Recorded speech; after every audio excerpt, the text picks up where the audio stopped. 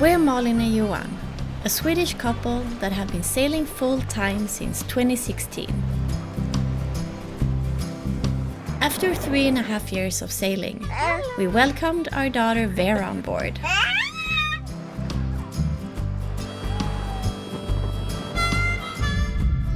Most recently, we bought a farm in Sweden where we're going to build our dream boat ourselves from scratch. Welcome aboard and please subscribe for weekly episodes.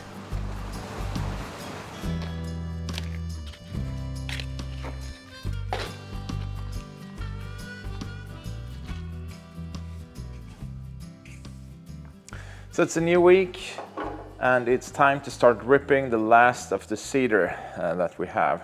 And that will give us around 800 meters of cedar strips that we can mount for the hull. And that should take us to somewhere around 82 to 83% of a fully planked hull. Then we need to figure out what we're going to do with the last 17% or so. So it's time to change the blade on the saw. It's not that the blade is totally dull yet, but I want to have a fresh blade in there now when we're going to do this amount of ripping. You could change the blade from the top as well, but it's actually easier this way. There's no stop for the blade, so you need to put a piece of wood in here to keep the blade from spinning when you're trying to get it loose.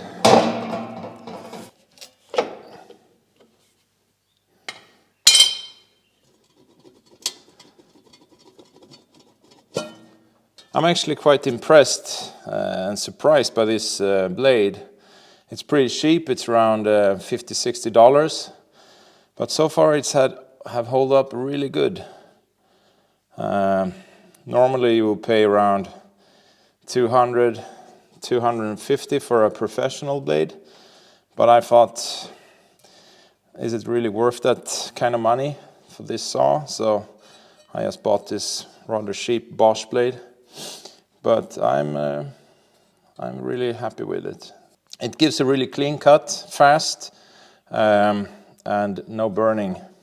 And it's still pretty sharp, even if we have done a lot of meters of ripping with this. So I'm going to replace it with the exact same type, and then we can get this one sharpened.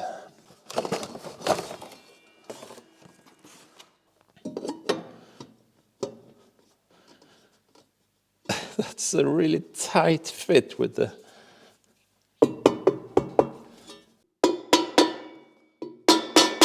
And one downside of using a cheaper blade is that it's a lot louder than a more expensive one.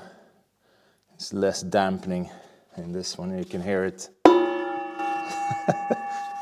But I still think it's money well spent on this blade actually.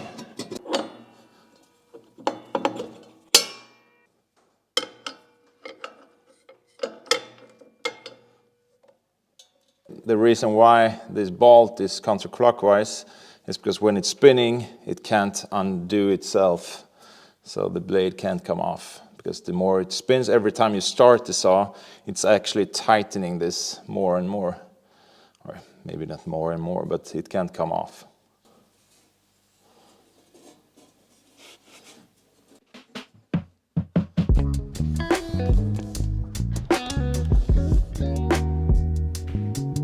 Johan is setting up his ripsaw workplace before he can start working.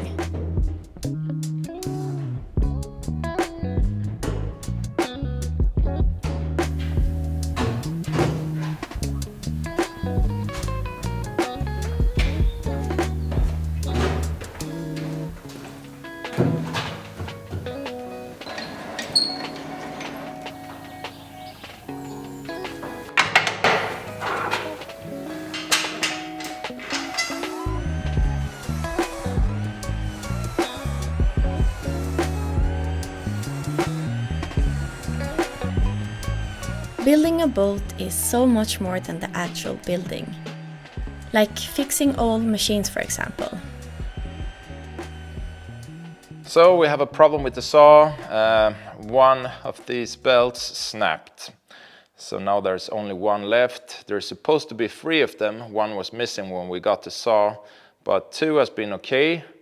But 1 is definitely not okay. The saw is really getting bogged down easily now, and the belt is slipping. So I need to get hold of 3 new ones, and I'm hoping I can find it somewhere close by.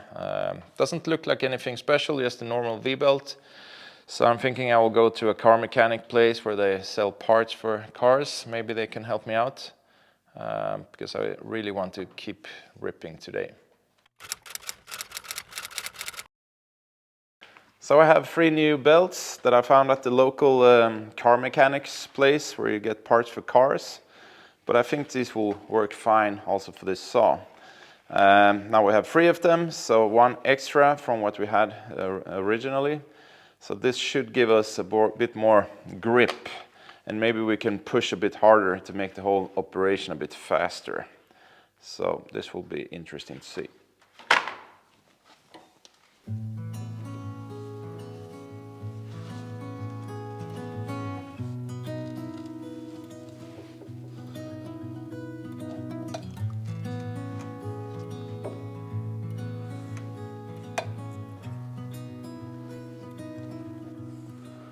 I know that you're supposed to get these in a matched pair, but that wasn't possible, so there might be some slight differences in length on these, but hopefully not.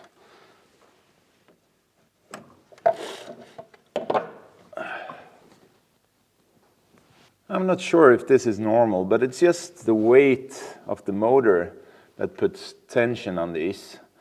So there's nothing else that you can do to put more pressure on these. So it's just gravity of the motor. I mean, so far it's been okay, but to me, it looks like it would have been great if there would have been a way to put even more tension on these. Because right now there's not a lot. Let's start it up and see how it runs. I guess it runs okay. This belt here seems to be slightly longer than the other 2, so less pressure on this one. Yeah, like I said, I could put a wedge in here to put more pressure on the motor, but I don't want to put too much, so I will stress the bearing in here. So I think I will just leave it like this and see how well it runs when I'm ripping.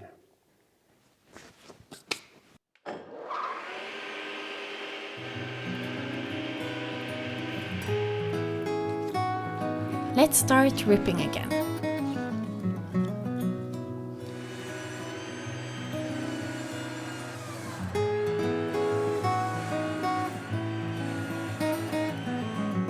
This is what we got after the rough cut.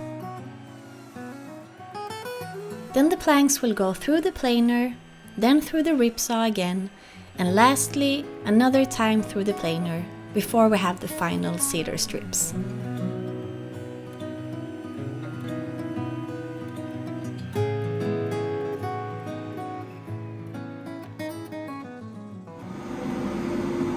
Check out the pile. Johan has done all this today. And I think this is the last one that is on. All good?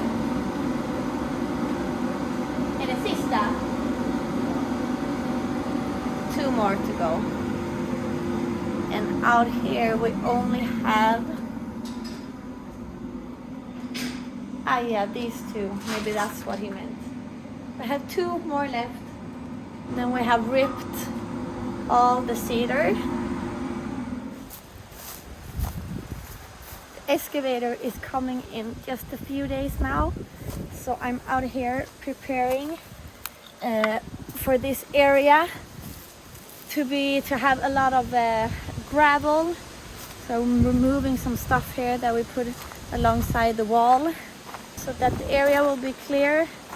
It's really exciting to see how this whole ground area here will be converted from grass now to gravel and a hard surface. We're gonna use it as our new little parking spot, and then to bring out the boat.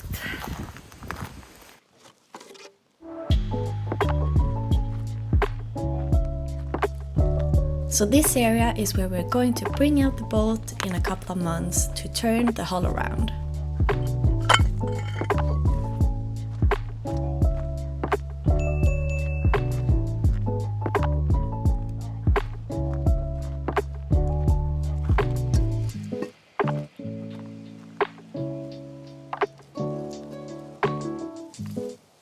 So I'm done. I moved all the stuff here just for now. Most of this is going to go to the recycling station one day. And over here it's now clear. I think I need to move that big rock as well. But then we are ready for the big excavator and all the gravel to arrive.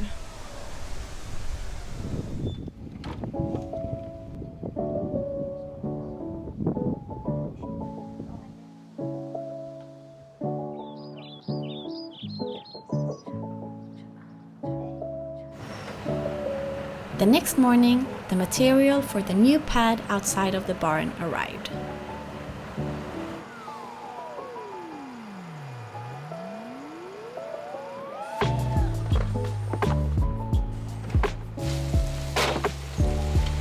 We got 50 tons of crushed concrete, which should be enough.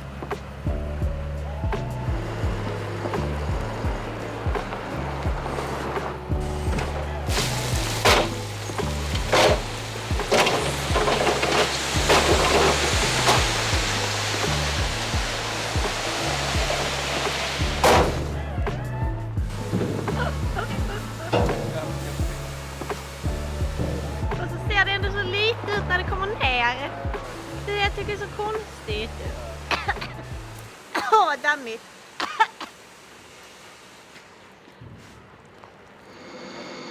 Johan spent the rest of that day planing the cedar, ripping them to their final size, and then through the planer again.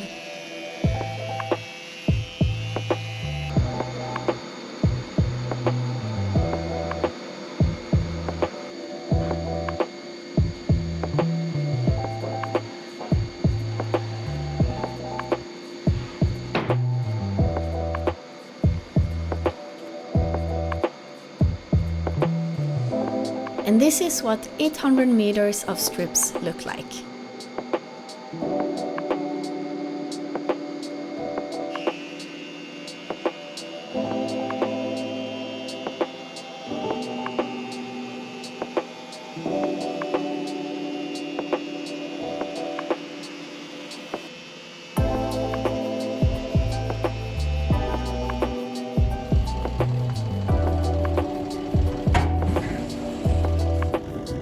The big day was here. Our friend Anders came to work with his excavator on our farm. The platform or pad that he will help us build is going to be 50 meters long and close to 8 meters wide.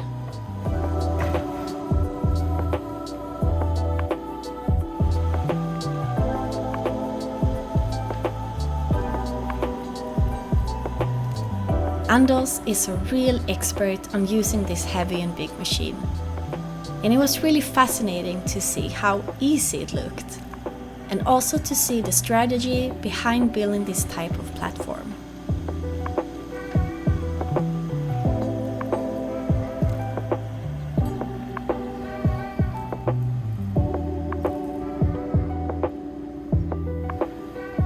We've noticed that when having such a big lot like we do here on the farm, and the state that it's in, it's really not worth trying to do some things by hand. It just takes too much effort and time. So it was kind of mind-blowing to see what an excavator could do in just a few hours.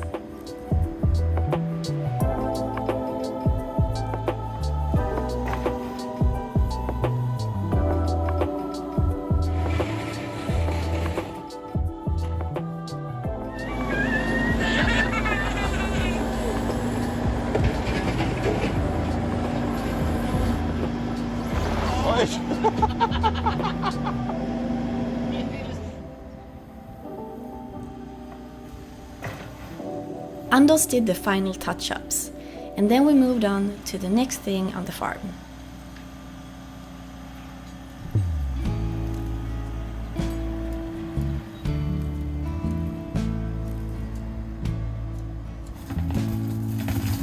The overgrown and spread out hedge was finally being removed.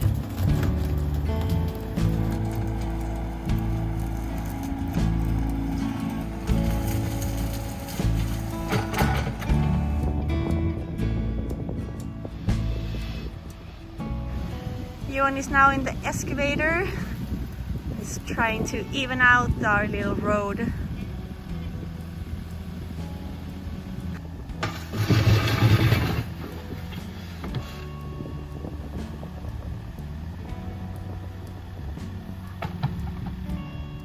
Hey. Hi. It's a lovely morning, and Anders did some really good work here yesterday. This pad is almost finished now. The only thing left is to use a compactor to make it a bit harder. We watered it down yesterday just to get it to set a little bit, and also for the dust. It's very dry in the ground. But almost finished, and it looks really good. So 150 square meters here. Really nice. We also removed some of the bushes that used to sit here. This whole farm has really been left for almost 15 years without anyone doing anything here. So it's a bit overgrown in areas. So I think this will be a lot better once it's looking a bit more normal again. Yeah, there's a lot to do here on the farm. But we'll get there eventually. We have a boat to build as well, so we can't do everything at once. Now it's time for breakfast. Hey Vera! Är det kul? Wow! Wow!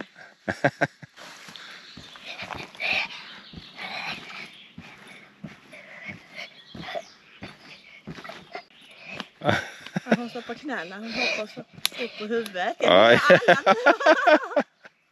är alla tricksträckan. The second day, Anders removed more of the hedge and a couple of tree stumps. And then he scraped off all the weeds in the inner yard, where we will lay out gravel.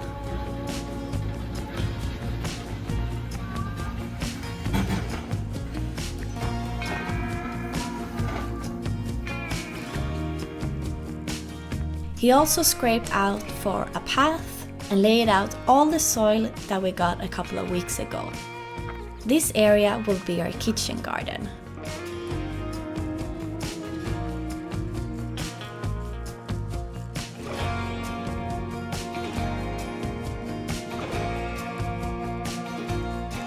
Thanks for watching, and we hope you enjoyed this episode.